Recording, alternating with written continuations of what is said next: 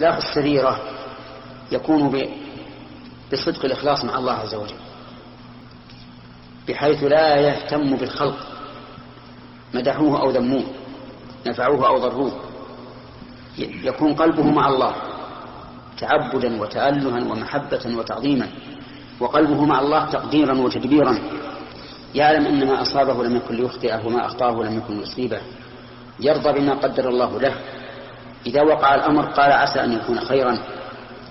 يستشعر دائما قول الله عز وجل وعسى أن تكرهوا شيئا